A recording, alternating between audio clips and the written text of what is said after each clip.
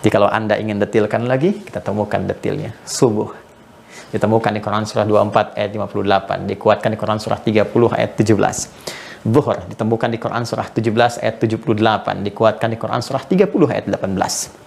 Asar ditemukan di Quran surah 50 ayat 39, dikuatkan di Quran surah 30 ayat 18. Maghrib ditemukan di Quran surah 11 ayat 114, Hud ayat 114, dikuatkan di Quran surah 30 ayat ke-17. Dan Isya disebut dengan namanya di Quran surah ke-24 An-Nur di ayat ke-58. Jadi kalau Anda bertanya, apakah waktu-waktu sholat itu ada di dalam Al-Quran? Maka jawabannya bukan hanya ada, tapi jelas, terang, dan sangat detil. Saking terang, jelas, dan detilnya, Allah meminta kita menjaga waktu-waktu sholat itu dengan komitmen menunaikan sholat yang dimaksudkan. Maka turunlah Quran surah ke-2 Al-Baqarah ayat 238. Allah berfirman, "Hafidhu 'alas salawati was salatil wusta wa qumu lillahi qanitin."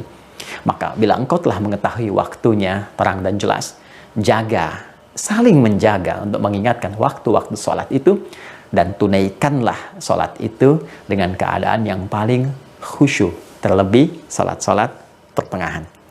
Karena itu, jika ada sekali lagi yang bertanya, apakah ada waktu-waktu sholat dalam Al-Quran? Kita jawab, bukan hanya ada, tapi sangat terang dan jelas. Dan diminta dengan jelas dan terang itu untuk menjaga dan menunaikannya dengan khusyuk. Namun bila ada yang mengatakan tidak ada waktu-waktu sholat dalam Al-Quran, walaupun saya mengerjakannya, ini patut diduga dua hal terjadi pada dirinya. Kalau bukan dia belum bagus baca Al-Quran, belum mengetahui isi Quran karena jarang berinteraksi dengan Quran, boleh jadi karena keadaan imannya yang melemah. Karena bagi orang beriman, dia pasti akan mengetahui waktu-waktu sholat. Inna sholata kanat 'alal mu'minina kitaban mawquta. Sungguh orang beriman itu akan jelas baginya nampak tentang waktu-waktu sholat itu. Sekali lagi, kalau bukan karena kurang baca Al-Quran, boleh jadi karena kurang kuat keadaan imannya. Dan yang paling menarik adalah di saat setiap insan beriman mulai mencoba khusyuk untuk menunaikan sholat, ternyata masih ada orang yang baru ingin mengetahui kapan waktu sholat itu dikerjakan.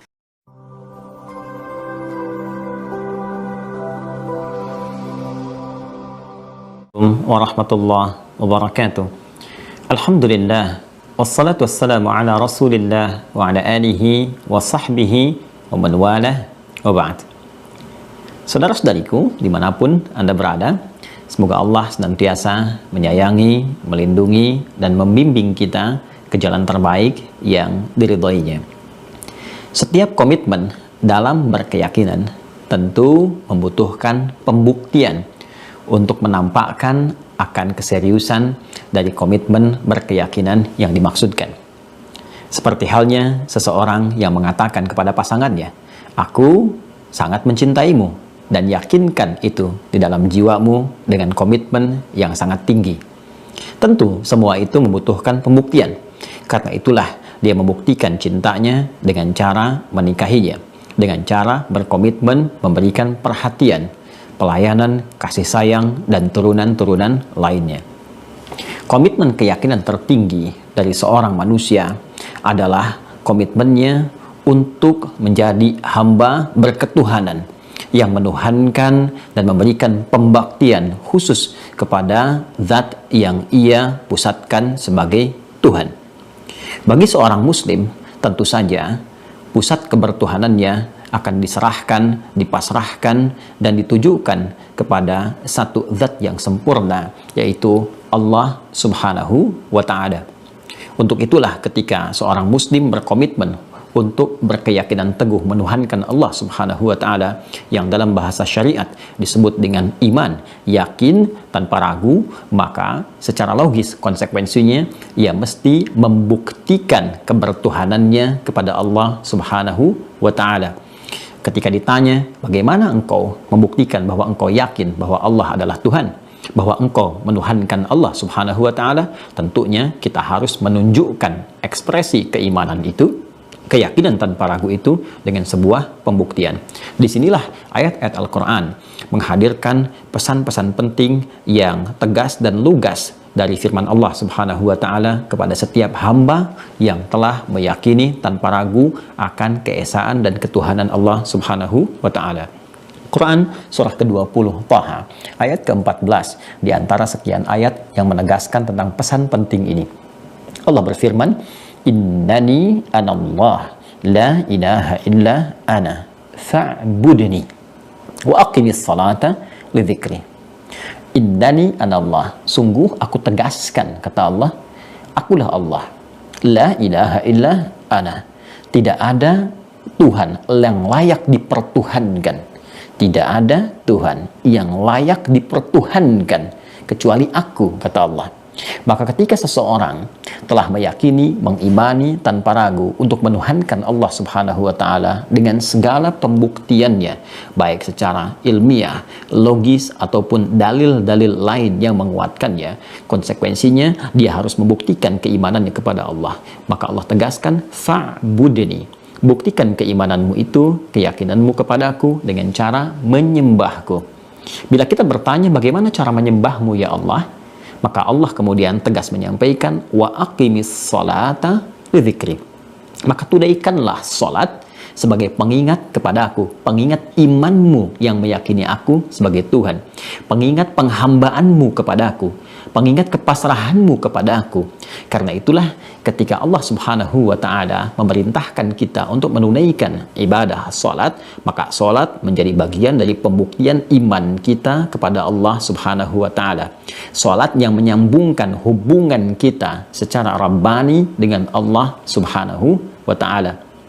Untuk itulah Allah menugaskan di antara pesan-pesan penting kepada setiap nabi dan rasul yang diutus untuk memberikan penjelasan akan pedoman-pedoman kehidupan kepada setiap umat di masanya untuk mendekatkan diri kepada Allah Subhanahu wa taala. Maka dari sekian pesan penting itu Allah perintahkan kepada mereka untuk mempraktekkan dan mengajarkan salat kepada setiap umatnya. Demikian Nabi Musa diperintahkan untuk menunaikan salat seperti di Quran surah Taha ayat 14 yang tadi saya bacakan ketika Allah berfirman, innani anallahu la ilaha illa ana fa'budni wa aqimis salata li dzikri. Demikian Nabi Isa alaihi salam pun mengatakan bahwa beliau diwasiatkan untuk menunaikan ibadah salat ketika Allah merekam pula penegasan ini di dalam Al-Quran, dalam firman-Nya surah ke-19 Maryam di ayat 31. Wa ja'alani mubaraka aynama kuntu wa awsani bis-shalah. Dan Allah telah menjadikan untukku keberkahan dalam setiap keadaan, setiap kondisi, dan mewasiatkan kepadaku, memerintahkan kepadaku dengan padat, singkat, dan tegas lugas untuk menunaikan salat. Demikian pula Nabi Yahya alaihi salam, ketika beliau ingin bermohon kepada Allah, maka beliau praktekkan lewat salat. Quran surah ketiga Ali Imran di ayat 38 sampai 39 itu. Hunalika da'a Zakaria rabbah qala rabbi habli min ladunka dzurriyyatan thayyibah innaka sami'ud du'a fanadatul malaikatu wa huwa qa'imun yusalli fil mihrab annallaha yubashshiruka biyahya. Demikian Nabi Ismail alaihi salam bahkan mewasiatkan kepada seluruh keluarganya untuk menunaikan ibadah salat. Di Quran surah ke-19 Maryam di ayat ke-55 Allah tegas menyampaikan wasiat Nabi Ismail kepada keluarganya, wa kana ya'muru ahlahu bis-shalah, dan beliau pernah terekam memerintahkan pada seluruh keluarganya untuk menunaikan ibadah salat. Salat adalah hal yang sangat penting untuk membuktikan keimanan. Salat adalah hal yang sangat penting untuk menjaga online dan koneksi kita dengan Allah Subhanahu wa taala.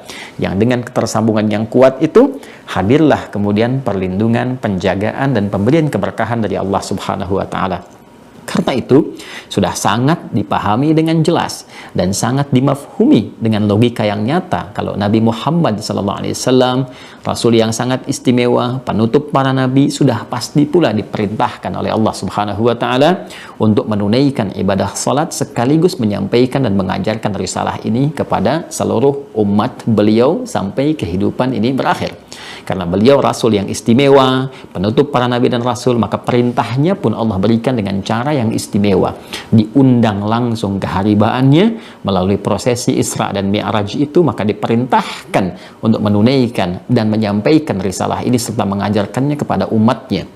Maka kita dapati misalnya perintah-perintah dalam Al-Quran yang ditujukan langsung sebagai pembuktian keimanan kepada Allah dalam hal menunaikan salat. Al-Baqarah di ayat yang ketiga, alladzina yu'minuna bil ghaib wa yuqimunas shalah.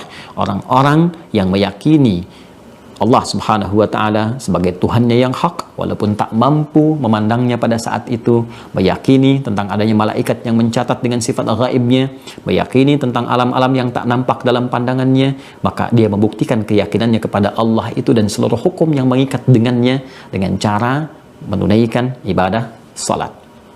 Yang paling menarik, saudara-saudariku, dimanapun Anda berada, karena Al-Quran pedoman yang sempurna melintasi setiap zaman, tidak ada celah di dalamnya, menjadi petunjuk berkehidupan di setiap generasi sampai kehidupan berakhir. Maka Al-Quran memberikan penjelasan yang utuh, yang sempurna, yang bahkan detailnya dijelaskan melalui sunnah-sunnah Nabi Muhammad SAW. Jika sholat sebagai ibadah yang terpenting, sebagai pembuktian iman, jika sholat mengoneksikan hubungan kita dengan Allah Subhanahu wa ta'ala, maka sudah barang tentu kita harus bertanya, ya Allah, apakah ada kejelasan waktu dalam menunaikannya? Kita memahami bahwa secara teknis penjelasan-penjelasan cara menunaikan dari awal sampai dengan akhir tentu sudah barang tentu sekali lagi akan banyak memakan tempat jika dijelaskan di dalam Al-Quran. Paling logis dijelaskan lewat petunjuk-petunjuk Nabi Muhammad SAW sehingga bisa diamati dengan jelas, dilihat bagaimana prakteknya, diajarkan dengan sempurna. Namun dalam segi waktunya, apakah Allah Subhanahu wa ta'ala menunjukkan kepada Rasulullah SAW sebagai penjelas kapan itu ditunaikan sehingga Nabi mudah kemudian mengajarkan kepada kita dengan prakteknya sempurna dari awal sampai akhirnya. Disinilah indahnya kita temukan Al-Quran memberikan satu gambaran penjelasan dengan sangat utuh, bahkan terperinci. Waktu sholat di dalam Al-Quran. Pertama, Allah Subhanahu wa ta'ala menerangkan kepada kita, bukan hanya memerintahkan sebagai pembuktian iman, tapi menjelaskan kepada kita tentang waktu sholat secara jelas dan ketetapannya. Di Quran surah ke-4 An-Nisa di ayat yang ke-103 Allah berfirman, فَإِذَا قَضَيْتُمُ الصَّلَاةَ فَاذْكُرُوا اللَّهَ قِيَامًا وَقُعُودًا وَعَلَى جُنُوبِكُمْ فَإِذَا اطْمَأْنَنْتُمْ فَأَقِيمُوا الصَّلَاةَ. Perhatikan kalimatnya, Inna as-salata kanat 'alal mu'minina kitaban mawquta.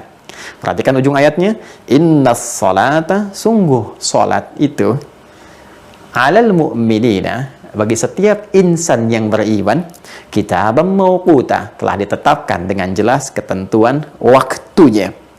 Dalam bahasa bebasnya, orang-orang yang telah mengikrarkan dirinya beriman kepada Allah Subhanahu wa ta'ala akan mengetahui penjelasan-penjelasan waktu sholat yang Allah terangkan.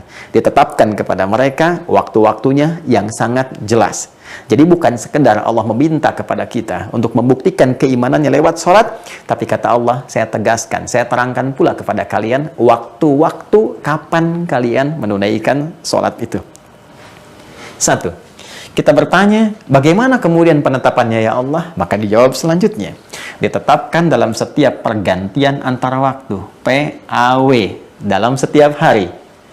Tadi kata Allah, bagi orang beriman, kami tetapkan waktu-waktu menunaikan sholat. Kita tanya lagi, kapan waktunya ya Allah? Kata Allah, dalam setiap pergantian antara waktu dalam sehari, aku tetapkan waktunya. Baik, Allah berfirman di Quran surah ke-17 Al-Isra di ayat ke-78. Aqimis salata lidulukis syamsi ila ghasaqil laili wa qur'anal fajr. Inna qur'anal fajri kana mashhuda. Ketika engkau bertanya kapan waktu menunaikannya, kata Allah, aqimis salata, tunaikanlah salat. Yang dimaksudkan itu, ya, lidulukis syamsi, mulai matahari tergelincir, mulai muncul siang sudah mulai sedikit condong ke arah barat, berada di tengah-tengah, mulai condong sedikit, kata Nabi bayangannya dari tongkat itu, ya, mulai sama dengan tongkatnya dan mulai sedikit turun, ya, mulai sedikit bergeser. Maka muncul dulu ke syamsi itu, bahasa dekatnya kita kenal dengan istilah zuhur saat ini, ya, ila ghasaqil lail, terus membentang sampai dengan malam, wa Qur'an al-fajr, sampai nanti tiba waktu fajar, ya. Inna Qur'an al-fajri kana mashhuda, dan di waktu fajar itu ada salat juga yang spesial yang disaksikan langsung oleh Allah Subhanahu wa taala, seperti Allah menyaksikan semua salat yang lainnya, tapi berkumpul kemudian para malaikat di waktu fajar dengan spesial di dalamnya. Dari zuhur membentang sampai dengan ke waktu fajar. Kita akan lihat detailnya bagaimana itu. Kapan diaturnya? Maka ditegaskan lagi Quran surah ke-11 ayat ke-114. Aqimis salata tarafain nahar wa zulafam minal lail innal hasanati yudhibnas sayyiat. Hei, kata Allah, tunaikan salat yang dimaksudkan. 5 waktu itu secara umumnya aku jelaskan di setiap pergantian antar waktu. Di 2 ujung siang, dari subuh sampai dengan petang asar. Wa zulafam minal lail, kemudian ketemu maghrib dengan isya'nya. Innal hasanati yudhibnas sayyiat. Kalau engkau kerjakan, kamu meloreh nilai kebaikan, mendapatkan pahala yang bisa menggugurkan kejelekan-kejelekanmu. Baik, masih umum ya Allah. Ya, detailnya seperti apa? Maka turun lagi kemudian dijelaskan spesifik waktu pergantian antar waktu itu dalam sehari. Kalau tadi masih umum, ya, zuhur berganti, siang berganti ke sore, sore berganti menjelang ke malam, ya, malamnya tiba, kemudian muncul fajar, masih umum disebutkannya, ya. Kemudian dijelaskan lagi secara spesifik waktunya. Muncul Quran surah ke-30 Ar-Rum di ayat 17 sampai dengan 18. Fasubhanallahi hina tumsuna wa hina tusbihun. Baik, detailnya kata Allah, fasubhanallahi, ayat 17-nya, maka bertasbihlah kepada Allah Subhanahu wa taala. Ya, tasbih ini teman-teman sekalian, bertasbih, menyucikan, memuji Allah Subhanahu wa taala, akarnya dari kata subhah, dan subhah itu nama lain dari kata shalah. Ya, makanya dari lisan Nabi mengatakan subhah itu shalah. Ya, subah itu solat. Karena itulah perintah untuk menerima ibadah solat ketika Allah meminta Nabi, ya, dengan peristiwa Isra dan Mi'raj itu menghadap kepada Allah, diperintahkan untuk menunaikan ibadah solat, maka perintahnya dimulai dengan kalimat subhan. Quran surah ke-17 ayat yang pertama. Subhanalladzi asra bi'abdihi laila minal masjidil haram ilal masjidil aqsa alladzi barakna haula linuriyahu min ayatina innahu huwas sami'ul basir. Jelas. Maka fasubhanalladzi hina tumsuna wa hina tusbihun. Maka kata Allah, bertasbihlah engkau, tunaikan salat kepada Allah Subhanahu wa taala hina tumsuna, ya, di waktu petang menjelang malam. Muncul di sini, ya, petang menjelang malam. Saat matahari mulai akan tenggelam, ya. Matahari mulai tenggelam. Ya, di ayat lain disebutkan tenggelam ini disebut dengan maghrib. Terbitnya di masyrik, tenggelam di maghrib. Quran surah kedua Al-Baqarah ayat 115. Walillahil masyriqu wal maghrib. Maka tumsun menyebutkan waktu maghrib. Masya Allah. Wahina tusbihun, subuh. Masya Allah. Di Quran surah ke-17 ayat 78 disebut dengan fajar. Di sini dinamakan dengan subuh. Maka dia punya 2 nama, fajar dan subuh. Nah, di ayat 18-nya, kalau Anda teruskan, kita akan temukan kalimat wa asyiya wa hina tudhiran. Hei, asyiya itu waktu petang, belum dekat ke arah maghrib. Antara siang, teman-teman sekalian, menjelang kemudian pertengahannya, ya, antara siang kemudian pertengahannya, lalu kemudian masuk maghrib. Antara siang dengan maghrib ketemu masa, ketemu sore, itu asyiya namanya. Baik, itu asyiya, asar.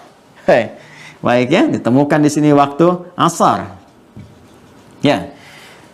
Asar menunjuk kepada momentum yang harus dimanfaatkan dengan baik karena hikmah tertentu. Di Quran surah 103, wal asr, demi momentum waktu yang aku berikan untuk beraktivitas, ya. Karena pentingnya sholat itu nanti disebut dengan momentumnya asar. Waktunya, kalau Anda tanya waktunya, disebut asyiya. momentumnya yang penting, yang menjadikan kita harus memanfaatkan supaya menjadikan kegiatan sebagai ibadah, mendekat kepada Allah. Kalau tidak, rugi kita karena hilang sebagian waktu yang Allah berikan kepada kita untuk menjadikannya sebagai ibadah. Karena itu surah 103 menunjukkan pesan penting supaya kita memanfaatkan waktu itu untuk ibadah, untuk menenun amal soleh supaya tidak rugi. Wal 'asr innal insana lafi khusr illa alladzina amanu wa 'amilus shalihat. Waktunya untuk mengerjakan di waktu itu, waktu rentang sore antara siang dengan ke maghrib itu disebut asyia namanya. Wa asyia wa hina tudhhirun, zuhur. Masya Allah. Zuhur tiba, maghrib, subuh, asar, zuhur. Satu lagi apa? Quran surah ke-24 ayat ke-58. Ya, kalau Anda terus baca ayatnya sampai ke ujungnya, Anda temukan kalimat mim ba'di salatil isya thalathu awrat. Dan setelah engkau menunaikan salat isya itu, minta izin ya kepada ayah ibu, minta izin kepada ahli rumah. Kalau ingin masuk ke kamar, ketok pintu dulu di 3 waktu yang paling utama. Kan waktu kemudian sebelum subuh, teman-teman sekalian, waktu kemudian dalam suasana siang setelah beraktivitas mungkin sedang ganti pakaian, dan juga waktu setelah menunaikan salat isya, min ba'di salatil isya. Isya disebutkan. Baik. Jadi 3 pergantian waktu ini ya, PAW, pergantian antar waktu, disebutkan oleh Allah Subhanahu wa taala. 3 yang tadi saya maksudkan, 3 ayat ini, ayat 17, 18 surah 30, 1, 2, kemudian ayat 58 surah 24, mencakup 5 pergantian waktu dalam sehari untuk mengetes iman. Kan? Ya, sekaligus menunaikan ibadah sholat itu. Kata Allah, aku jadikan PAW, pergantian antara waktu, 5 kali dalam sehari. Subuh, cek iman masih ada atau tidak. Sekali lagi, karena sholat membuktikan keimanan kita. Ada getaran nggak ketika disebutkan nama Allah? Imannya bergetar nggak? Ya kan? Itu yang dimaksudkan Quran surah ke-8 Al-Anfal di ayat yang kedua. Innamal mu'minuna alladzina idza dzukirallahu wajilat qulubuhum wa idza tuliyat 'alaihim ayatuhu zadathum imana wa 'ala rabbihim yatawakkalun. Sungguh insan beriman yang sejati itu bisa dicek imannya. Di antaranya jika disebutkan nama Allah, maka ada getaran dalam hatinya.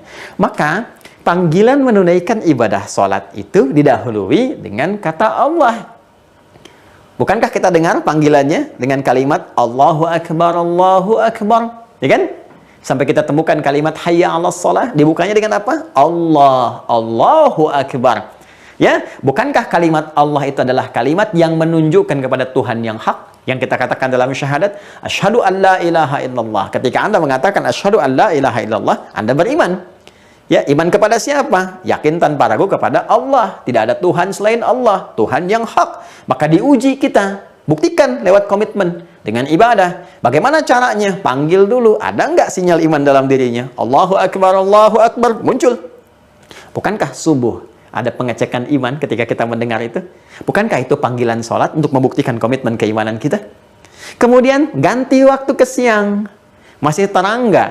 Ya, kita beriman. Masih nyata nggak keimanan kita? Terang, nyata, bahasa Arabnya disebut dengan zuhur. Ya, wahina tudhhirun. Dan ketika waktu zuhur pun dipanggil lagi. Allahu Akbar, Allahu Akbar. Cek imannya masih ada apa enggak? Ya, ketika tiba waktu sore itu, asyiyah, jangan-jangan kita rugi nih, karena ada orang subuhnya beriman, sorenya imannya nggak ada.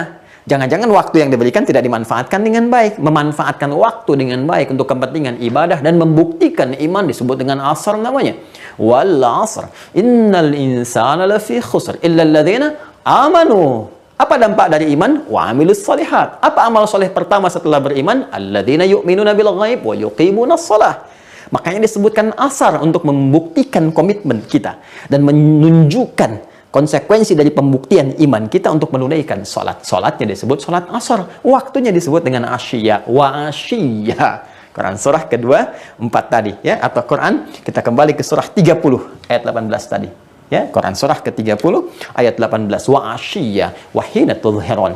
Sampai masuk kemudian ke fase menjelang malam, di sore terakhir, saat matahari akan terbenam. Maghrib, bukankah dipanggil lagi dengan suara adzan? Allahu Akbar, Allahu Akbar.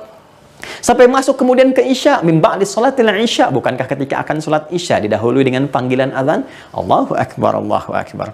Maka kita dapatkan maghrib, subuh, asar, zuhur, isya. Kalau kita ingin urutkan dari subuhnya, boleh. Subuh, zuhur, asar, maghrib, isya. Konektivitas kita dengan Allah menjadi tersambung. Kalau Anda tanya, berapa nomor online untuk menghubungkan kita dengan Allah? Kita katakan 24434. Duanya itu subuh, 4-nya zuhur, 4-nya asar, 3-nya maghrib, 4-nya isya. Buktikan dan ditemukan. Buktikan dan ditemukan. Buktikan apakah ada waktu sholat dalam Al-Quran? Ada dan ditemukan. Inilah jawaban ketika Ibnu Abbas radhiyallahu ta'ala anhuma mengatakan kepada rekan-rekannya, koleganya, waktu-waktu sholat itu telah nampak ada dalam Al-Quran, terbaca dengan jelas. Maka sahabatnya bertanya, Aina, bisa nggak ditunjukkan di mana itu? Maka beliau katakan seperti apa yang tadi telah saya sampaikan. Fasubhanallahi hina tumsuna wa hina tusbihun. Tumsuna kata beliau maghrib, tusbihun subuh, wa asyiya wa hina tudhirun. Asyiya menunjuk kepada waktu asar, tudhirun menunjuk kepada waktu zuhur. Dan isya'nya di Quran surah ke-24 An-Nur di ayat ke-58 itu, min ba'di sholatil isya tadatsu awrat. Kita ketemukan di situ subuh, zuhur, asar, maghrib, isya. Jadi kalau Anda ingin detilkan lagi, kita temukan detilnya. Subuh ditemukan di Quran surah 24 ayat 58, dikuatkan di Quran surah 30 ayat 17. Zuhur ditemukan di Quran surah 17 ayat 78, dikuatkan di Quran surah 30 ayat 18. Asar ditemukan di Quran surah 50 ayat 39, dikuatkan di Quran surah 30 ayat 18. Maghrib ditemukan di Quran surah 11 ayat 114, Hud ayat 114, dikuatkan di Quran surah 30 ayat ke-17. Dan isya disebut dengan namanya di Quran surah ke-24 An-Nur di ayat ke-58. Jadi kalau Anda bertanya, apakah waktu-waktu sholat itu ada di dalam Al-Quran? Maka jawabannya bukan hanya ada, tapi jelas, terang, dan sangat detil. Saking terang, jelas, dan detilnya, Allah meminta kita menjaga waktu-waktu sholat itu dengan komitmen menunaikan sholat yang dimaksudkan. Maka turunlah Quran surah ke-2 Al-Baqarah ayat 238. Allah berfirman, Hafidhu 'alas salawati was salatil wusta wa qumu lillahi qanitin. Maka bila engkau telah mengetahui waktunya terang dan jelas, jaga, saling menjaga untuk mengingatkan waktu-waktu sholat itu, dan tunaikanlah sholat itu dengan keadaan yang paling khusyuk, terlebih sholat-sholat pertengahan. Karena itu, jika ada sekali lagi yang bertanya, apakah ada waktu-waktu sholat dalam Al-Quran? Kita jawab, bukan hanya ada, tapi sangat terang dan jelas. Dan diminta dengan jelas dan terang itu untuk menjaga dan menunaikannya dengan khusyuk. Namun bila ada yang mengatakan tidak ada waktu-waktu sholat dalam Al-Quran, walaupun saya mengerjakannya, ini patut diduga dua hal terjadi pada dirinya. Kalau bukan dia belum bagus baca Al-Quran, belum mengetahui isi Quran karena jarang berinteraksi dengan Quran, boleh jadi karena keadaan imannya yang melemah. Karena bagi orang beriman, dia pasti akan mengetahui waktu-waktu sholat.